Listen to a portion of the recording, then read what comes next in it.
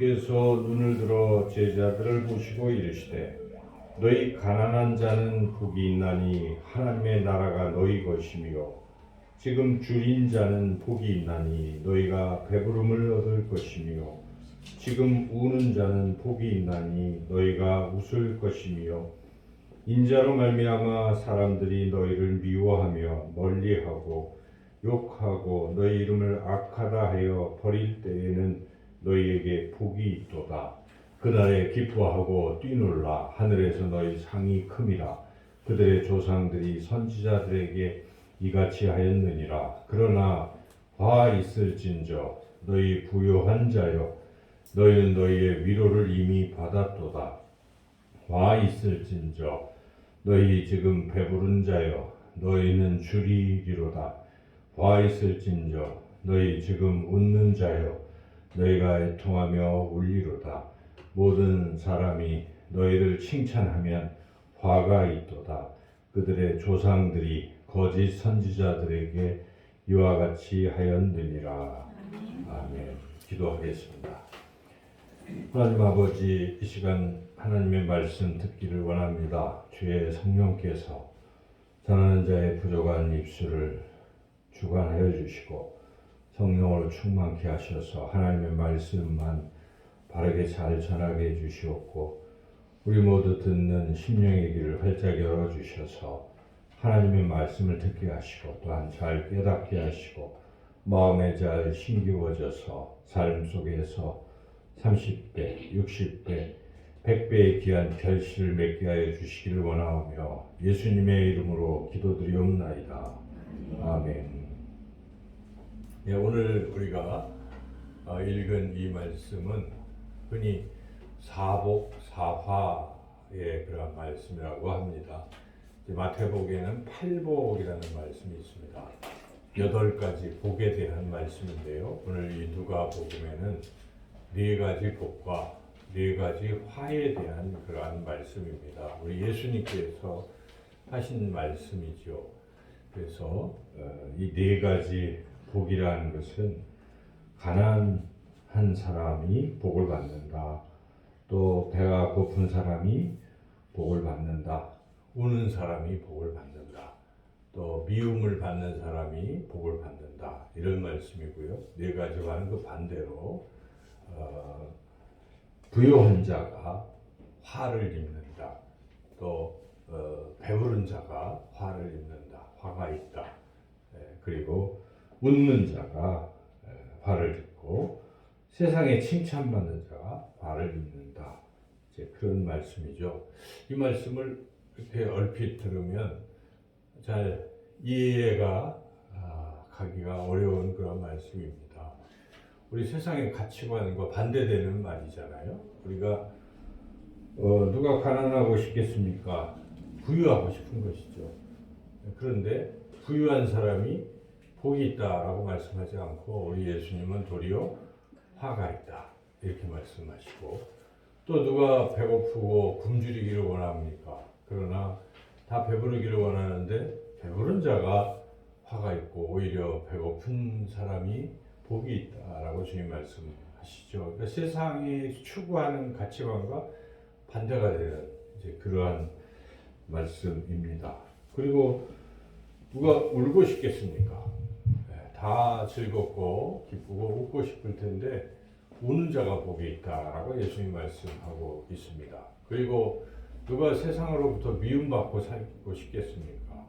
내 세상으로 미움받는 사람, 그런 사람이 도리어 복이 있다 하는 그런 말씀입니다. 그래서 이 말씀은 우리가 흔히 생각하는 세상의 가치관을 이렇게 뒤집는 이제 이러한 말씀인지라 우리가 좀처럼 이해하기가 쉽지 않은 그런 말씀입니다. 그래서 우리가 오늘 이 말씀을 좀 깊이 생각해 보면서 우리 주님이 말씀하신 그 뜻이 무엇인가, 왜 이 사복사화의 말씀을 우리에게 하시는가, 우리가 그 깊은 의미를 함께 나누고자 합니다. 첫 번째는 복이 있는 사람은 과거나 현재를 바라보는 그런 사람이 아니고 미래를 바라보는 사람이 복이 있다 하는 것입니다. 그래서 여기 오늘 본문에 지금 21절에 보시면은 지금 줄인 자, 지금 우는 자, 이렇게 현재 상태는 이렇지만 앞으로 복을 받을 것이다. 미래를 지금 말씀하고 있잖아요. 현재보다는 미래를 생각하는 사람이 복이 있다 하는 것입니다. 근데 현재는 지금 또 줄인 자, 지금을 이렇게 배부른 자, 이런 사람들은 오히려 나중에는 그렇지 않다. 화가 있다. 그래서 여기 24절에 보면 부유한 자, 현재 부유한 자 너희는 그렇지 않다.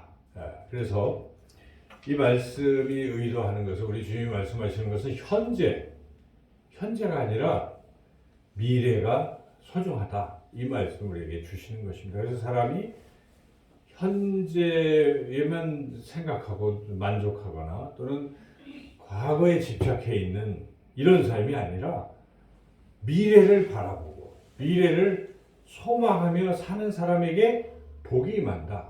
복이 있다. 지금은 상태가 안 좋을지라도 미래에는 그렇지 않다. 지금 이런 말씀이죠. 지금 굶주리는 것 자체가 복이라고 말씀하시는 것이 아니라 현재 굶주리지만 그런 사람에게는 복이 임해서 미래에는 배부를 것이다 하는 것이죠. 그 배부름에 또 복을 받게 미래적으로. 그래서 주님이 말씀하시는 것은 현재보다 미래를 바라보라. 이런 말씀입니다.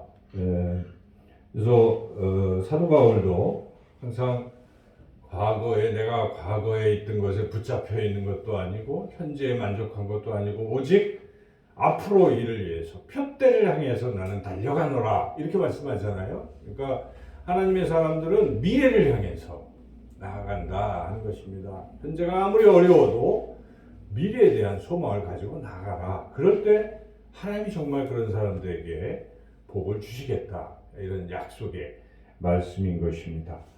로마서 말씀에서도 바울은 동일하게 현재의 고난은 장차 우리에게 나타날 영광과 비교할 수 없다. 현재 이 땅에서 고난받고 힘들지라도 그런 사람이 나중에 영원한 미래, 영광의 미래가 있다. 이러한 희망을 주시는 것이죠. 그래서 현재에 너무 힘들어하지 말고 또 과거 일에 자기 한때 좋은 것에만 집착하지 말고 미래의 희망을 향해서 힘차게 나아가라 하는 것이 오늘 우리 예수님께서 주시는 말씀이죠. 당시에 예수님께서 그 무리들, 굶주려서 배고파서 주님을 찾아오는 사람, 몸이 아파서 현재 아파서 막 힘든 이런 사람들에게 소망을 주신 것입니다. 내가 너희들에게 미래에 치유가 임하고 또 미래에 배부른 그러한 복을 주시겠다 하는 이런 말씀이죠. 그래서 미래를 향해 나아가라 하는 것입니다. 그래서 우리 삶의 태도는 현재보다는 미래를 향해서 나아갈 필요가 있습니다. 이 아브라함을 우리가 생각해 보면 우리 이 아동 청소년부에 지금 창세기 말씀을 쭉 읽고 있는데 아브라함도 현재는 참 좋았잖아요. 아브라함의 현재는 갈대아 우르에서 그래도 일가 친척들과 함께 행복한 그런 삶을 살고 있었는데 하나님께서 그를 부르셔서 아브라함아 이거 다 버려두고 내가 너에게 지시할 땅으로 가라. 근데 그 미래가 1600km의 먼 거리고 참 두렵고 모험적인 어떤 길이지만 우리 하나님께서는 아브라함을 향해서 미래를 향해 나아가라고 말씀하시는 것입니다. 그래서 현재보다 과거보다 미래를 향해서 그러면 더 놀라운 복이 있을 것이다. 아브라함은 당시에 갈 바를 알지 못했지만은 그가 자기에게 다가올 놀라운 미래를 잘 모를 수도 있었을 거예요. 그렇지만 현재에만 만족했다면 그것을 취하려고 하지 않았을 거예요. 그렇지만 순종해서 미래로 나아가 보니까 그가 복의 조상이 되지 않았습니까? 믿음의 조상이요. 너로 말미암아 모든 복이 세상에 임하게 될 것이고 너는 복이 근원이 될지라고 하나님 말씀하신 것입니다. 우리 예수님의 제자들도 가만히 생각해 보면 그들이 그래도 나름대로 어부로서 먹고 사는 것은 힘들지 않았어요. 배도 있었고 또 주변에 가족도 있고 이랬는데 주님께서 나를 따르라 했을 때 다 버려야 되잖아요. 뭐 앞길도 뭐가 뭔지도 모르겠지만 따라갔더니 나중에 하나님 나라에서 그들이 12자리에 앉아서 세상을 심판하는 그러한 위치에 오르게 되는 거 아니겠습니까? 그들의 미래는 그렇게 놀라운 것이지만 현재 있는 것에 안주해서 현재에만 머문다면 하나님이 약속하신 그런 미래를 얻지 못한다 하는 것입니다. 그래서 이 미래를 향해서 나아가라. 과거의 향수에만 젖지 말고 현재 만족하지 말고 내일을 생각하고 미래를 향해서 나아가는 사람이 복 있는 사람인 줄로 믿습니다. 두 번째로 우리 예수님께서 이 말씀을 통해서 하시는 그 의미는 복 있는 사람은 예수님을 필요로 하는 사람이라는 것입니다. 화 있는 사람은 예수님이 불필요한 사람이거나 별 필요성을 못 느끼는 사람은 화가 있다 이런 말씀이에요. 이게 공통적으로 보면은 배가 고픈 사람 그리고 또 여기 이렇게 우는 사람 이런 사람들 어찌 보면 아픈 사람들 이런 사람들은 지금 뭘까요? 이 사람들에게는 예수님이 너무나 필요로 하는 거예요. 이 무리들이죠, 무리들. 지금 뭐 먹을 것도 없고, 근데 주님 만나면 먹을 게 생기고, 주님 만나면 병도 고침받고, 그러니까 주님을 만나면 되겠다. 그 쫓아온 거예요, 사실 지금. 이렇게 많은 무리들이 예수님을 필요로 하니까 쫓아온 거예요. 근데 요 앞에 보면은 대조적인 사람들이 거기 있어요. 예수님 아마도 이 사복사와 말씀하실 때 그 두 무리를 보고 말씀했을 수도 있어요. 또 한편에 있는 사람들은 바리새인들이에요. 그렇죠. 거기 이 6장의 이 앞부분에 보면 바리새인들이 거기 있습니다. 이들 뭐 6장 2절에도 있고 자, 이들은 뭐 하는 사람들일까요? 예수님이 필요로 하는 사람일까요? 필요가 없어요. 그래서 나중에는 예수님은 방해가 된다고 생각하고 자기네들에게 그래서 예수님 죽이려고 하잖아요. 계속. 그러니까 이들에게는 예수님이 불필요한 것이죠. 불필요하고 그 도를 넘어서 제거해야 할 대상으로 생각하는 거죠. 그러나 이 무리들에게 있어서 예수님이 어떤 것입니까? 절대적으로 필요한 것입니다. 예수님 없이는 살 수가 없다. 그런 사람이 복이 있는 줄로 믿습니다.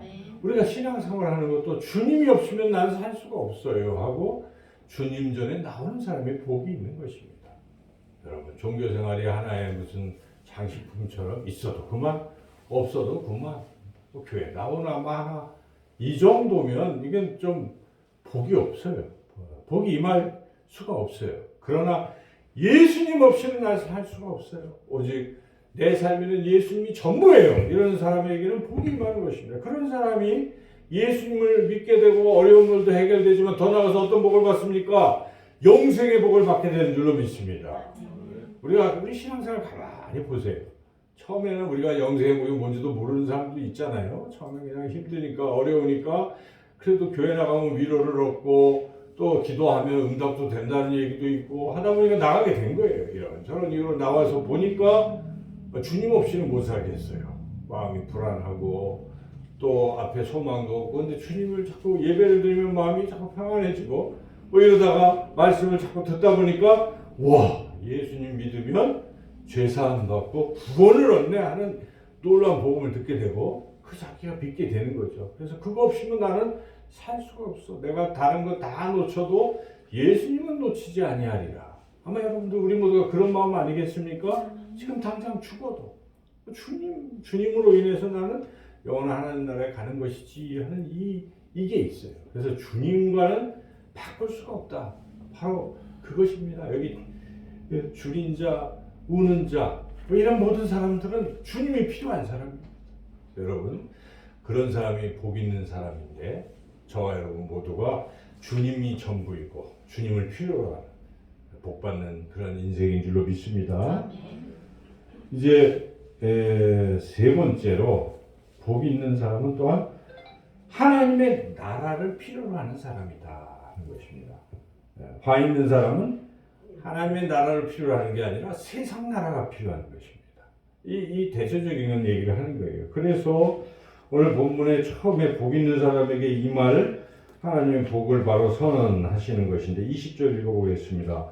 예수께서 눈을 들어 제자들을 보시고 이르시되 너희 가난한 자는 복이 있나니 하나님의 나라가 너희 것이며, 지금 가난한 자에게 부욕해 한다는 이런 얘기를 하신 게 아니라 무엇입니까? 하나님의 나라라는 것이죠. 그렇습니다. 그래서 이들은 지금 하나님의 나라를 얻게 되는 것이고, 그 하나님의 나라를 사모하는 사람에게 이런 복받는 인생이다 하는 것이죠. 세상 나라를 자꾸 추구하는 사람들이 있어요. 먹을 것, 입을 것, 마실 것. 예수님 그러잖아요. 너희는 먹는 것, 입는 것, 마실 것으로 염려하지 말고 오직 너희는 먼저 그의 나라와 그의 의를 구하라. 하나님의 나라를 구하라. 하나님 나라가 더 중요하다. 이렇게 말씀하시는 것입니다. 그래서 이 복 있는 사람들은 하나님의 나라를 구하는 사람이에요. 근데 복을 못 받는 사람, 그래서 그런 사람은 그냥 세상 나라를 구합니다. 교회 와서 신앙생활을 해도 세상 나라만 구해요. 자기가 돈을 벌어야 되고, 또 몸이 나야 되고, 또 세상에서 어떤 힘을 얻어야 되고, 명예를 얻어야 되고, 이걸 자꾸 추구하잖아요. 그거는 세상 나라예요. 세상 나라. 근데 하나님의 나라는 그것과 비교해서는 더 크고 놀라운 것들입니다.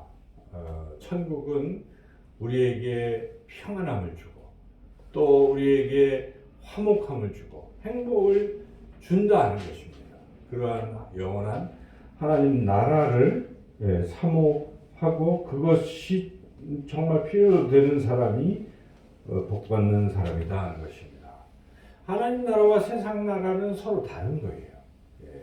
그래서 우리 예수님께서 이제 빌라도에게 이제 쭉 여러분 요한복음 뒤에 읽어보시면 그 말씀이 나올 텐데, 빌라도가 이제 물어봅니다. 뭐 이것저것 신문하고 그럴 때 네가 세상의 왕이냐 뭐 그럴 때 그거 다르다. 예수님이 이 세상 나라는 내게 속한 것도 아니고 하나님 나라에 속한 것이 아니다. 서로 다르다 하고 우리 예수님께서 그것을 분명히 말씀하셨습니다. 요한복음 18장 36절에 예수님 이렇게 말씀하시죠. 예수께서 대답하시되 내 나라는 이 세상에 속한 것이 아니니라. 만일 내 나라가 이 세상에 속한 것이었더라면 내 종들이 싸워 나로 유대인들에게서 넘겨지지 않게 하였으리라. 이제 내 나라는 여기에 속한 것이 아니니라. 해서 우리 예수님 분명하게 하나님의 나라는 세상 나라와 다르다는 것을 말씀하셨습니다. 물론 이 세상 나라가 점점 하나님 나라로 변하는 것이에요. 왜냐하면 예수님 이 땅에 오심으로 하나님 나라가 시작된 것이고, 그래서 하나님의 나라라는 것은 다른 게 아니고 하나님이 다스리는 것이 하나님의 나라입니다. 하나님의 통치하심이. 그러니까 우리 안에도 하나님 나라가 임한다는 말을 하잖아요. 너희 마음에 이미 하나님 나라가 임했다고 예수님 말. 그건 뭐냐면 하나님이 나를 다스리고 계시면 그게 하나님 나라입니다. 그 어디는 하나님 나라예요. 그래서 마귀가 날 다스리고 있으면 뭡니까? 마귀의 나라예요. 내 마음도 마귀의 지배권에 있으니까요. 그러나 내가 하나님의 다스림을 받으면 하나님이 내게 임하시고 하나님의 놀라운 것들이 내게 가득 차게 되는 거예요. 평화가 임하고 이 세상 거 부럽지 않고 하나님 나라가 더 소중하게 느껴지는 것이죠. 그걸 우리가 신령한 복이라고 하죠. 세상 복보다 신령한 복이 더 귀하다고 느껴지게 됩니다, 여러분. 그래서 그런 사람들은 자신이 있어요. 세상에 내가 비록 뭐 돈도 없고 명예도 없고 또 뭐 어떤 힘도 없고 그럴지라도 당당하잖아요. 저는 옛날에 우리 교회에 다니던 한 그 권사님 생각이 자꾸 나요. 내가 하나님의 자녀라고 어디서든지 당당하신 분 한 분 있었잖아요. 기억나시나요? 네, 김숙자 권사님이라고 기억이 나는데 저는 다른 것보다 그게 참 좋아요. 당당하시단 말이죠. 여러분 그런 거예요. 그래서 그것은 하나님의 신령한 복을 아는 사람이에요. 하나님 나라에 대한 어떤 그런 게 대단하게 느껴지면요, 세상 것 가지고 자꾸 비교하지 않고 부러워하지 않는 것입니다. 당당한데 이게 없으니까 자꾸 세상 사람들하고 비슷하게 해서 견뎌보면 딸리니까 자꾸 그거 맞춰보려고 하는 거예요. 그러니까 얼마나 피곤해요. 그 인생이 참 피곤한 인생이죠. 그건 뭐 하나님 거 믿는 것도 아니고 뭔지 모르겠어요. 그러니까 우리가 그런 거 너무 연연해 하지 마시고 하나님 나라를 사모하시기를 바랍니다. 그래서 이 하나님의 나라는 결국 이 세상이 바뀔 수도 있겠지만 성경은 또 그렇게 말씀 안 합니다. 하나님의 나라는 요한계시록 21장 1절에 또 내가 새 하늘과 새 땅을 보니 처음 하늘과 처음 땅이 없어졌고 바다도 다시 있지 않더라. 이런 말씀을 보면 성경은 우리에게 이렇게 말씀하는 거예요. 예수님이 이 땅에 딱 재림하시는 순간에 우리가 눈에 보던 이런 게 아니에요. 우리가 살다 이런 게 이렇게 점점적으로 변화돼서 유토피아가 되는 게 아닙니다. 성경이 말하는 것은 바뀌는 것입니다. 달라지는 것입니다. 하나님이 세상을 다스리는 그 나라는 또 다르다는 것이죠. 그래서 그게 이제 우리가 죽고 나면은 이제 언젠가 예수님 재림하시면 그게 오는 것인데 우리는 이제 죽을 때는 그걸 아직은 못 보잖아요. 그러니까 우리 죽을 때는 어떻습니까? 일단 육신은 썩고 영혼이 어디로 갈까요? 잠시 하나님 품으로 가는 거예요. 그 우리가 지금 천국이라고 하잖아요. 어디 하늘 잘 모르지만은 여기는 아니잖아요. 그래서 영혼이 가는 그곳, 그곳이 이제 하나님 나라의 어떤 그것이요. 일차적인 단계겠죠. 그러나 최종적으로는 그 완전한 어떤 우리 몸도 영혼만 있는 게 아니라 썩었다고 생각하고 없어졌던 육신도 다시 부활해서 그러한 신령한 존재로 하나님 나라에서 우리가 영원토록 살게 될 것이다. 잘 보지는 못했지만 여러분 성경이 말씀해주고 있으니까 우리 믿고 있는 거예요. 그래서 내가 죽어도 하나님 나라 가지 하고 여러분 마음속에 그리던 그게 맞아요. 그래서 우리가 그런 하나님 나라를 사모하는 사람들, 이게 복 있는 인생입니다. 근데 이거를 잘 믿지 않고 여전히 세상 나라가 전부있냐, 세상 나라만 자꾸 추구하면 그 진짜 복이 없어요. 그런 사람은 결국 세상이 멸할 때 같이 멸하게 되는 것입니다. 그래서 우리는 그런 하나님 나라를 사모해야 합니다. 사도 바울이 그 사모하고 있습니다. 성경에 보면 빌립보서 1장 23절에 4절까지 이렇게 말씀합니다. 내가 그 둘 사이에 끼었으니 차라리 세상을 떠나서 그리스도와 함께 있는 것이 훨씬 더 좋은 일이라. 그렇게 하고 싶으나 내가 육신으로 있는 것이 너희를 위하여 더 유익하리라. 빌립보 교회를 위해서 잠시 보류할 뿐이지 사도 바울은 지금 당장이라도 그 하나님 나라에 가고 싶은 것입니다. 이런 간절한 소망이 있다는 것입니다. 과연 우리가 믿는 그리스도인들이 이런 소망을 가지고 살아가는가? 하나님 나라가 나에게 너무 소중해요, 필요해요. 이런 소망을 가지면 그게 복 있는 인생이라는 것입니다. 세상 것이 부럽지 않기 때문에 복 있는 것이죠. 사도 바울은 계속해서 자기는 바로 거기에 시민권자라고도 또 선언합니다.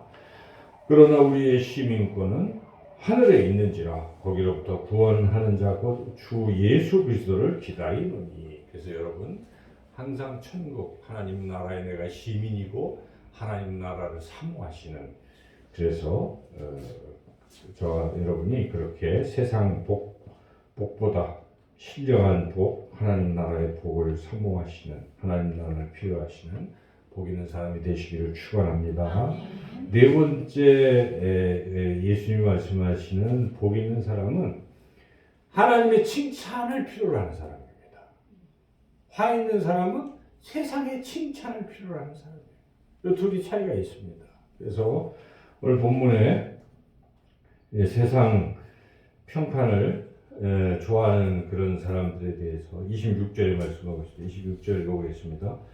모든 사람이 너희를 칭찬하면 화가 있도다. 그들의 조상들이 거짓 선지자들에게 이와 같이 하였느니라. 그러나 복 있는 사람들은 어떻습니까? 22절, 23절 읽어보겠습니다.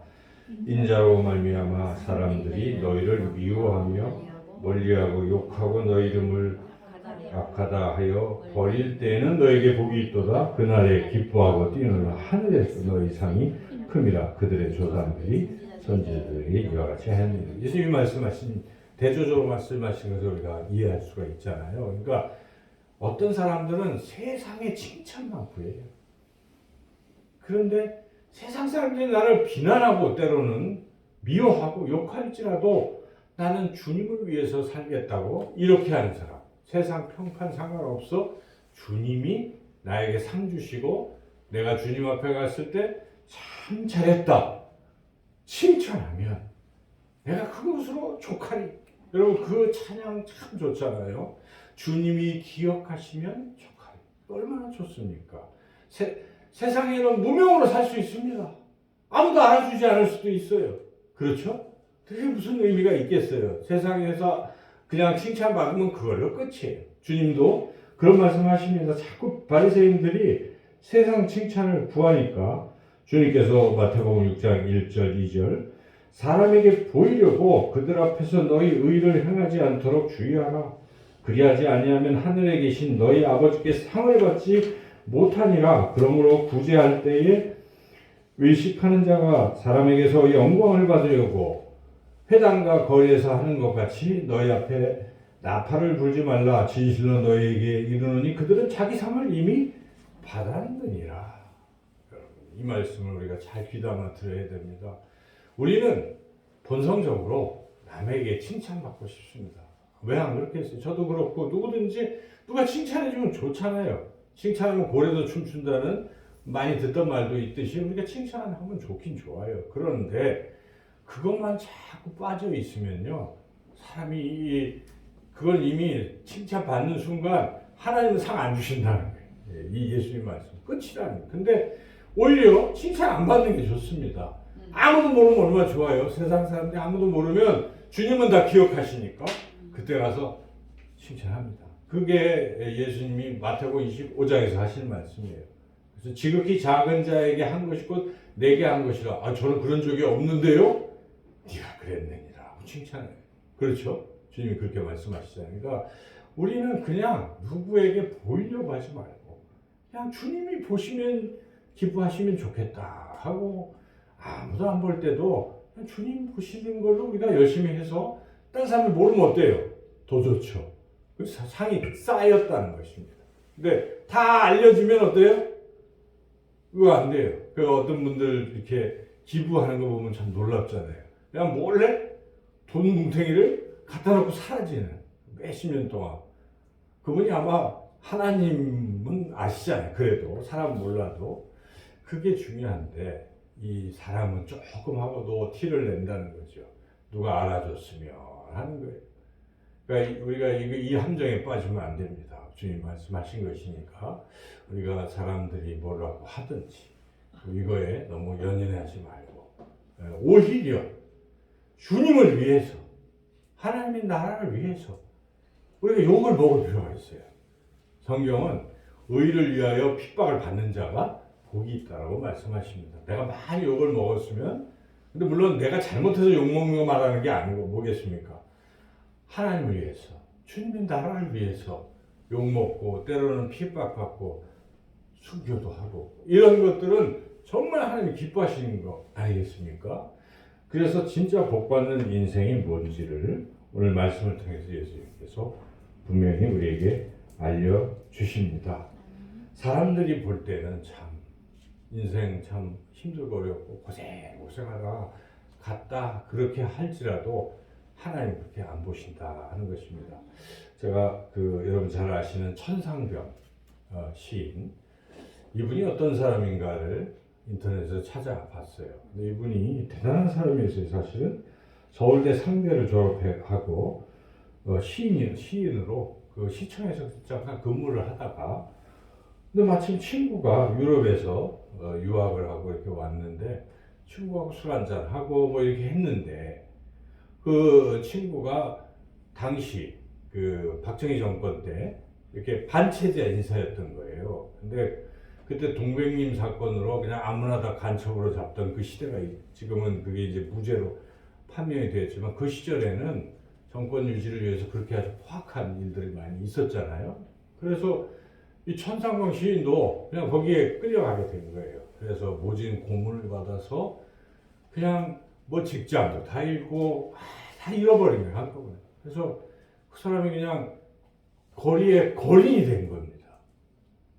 예. 그리고 몸이 이제 뭐 그래서 기저귀를 차고 살아야 되는 그 고문 때문에 이제 그런 참 인권이 유린된 그 시대는 그랬잖아요. 예. 그렇게 살던 그분이 참 그 사람은 다 죽었다라고 생각했는데 또 그냥 또 그 아내와 함께 살아갔는데 그러면서 시를 계속 썼던 거예요. 그분이 썼던 시들 중에 두 편을 제가 한번 소개를 해보고자 합니다. 행복이라는 그런 시, 천상병 시인. 나는 세계에서 제일 행복한 사나이다. 아내가 찻집을 경영해서 생활에 걱정이 없고 대학을 다녔으니 배움에 부족도 없고 시인이니 명예욕도 충분하고 이쁜 아내니 여자 생각도 없고 아이가 없으니 뒤를 걱정할 필요도 없고 집도 있으니 얼마나 편안한가. 막걸리를 좋아하는데 아내가 다 사주니 무슨 불평이 있겠는가. 더구나 하나님을 굳게 믿으니 이 우주에서 가장 강력한 분이 나의 빼기시니 무슨 불행이 온단 말인가.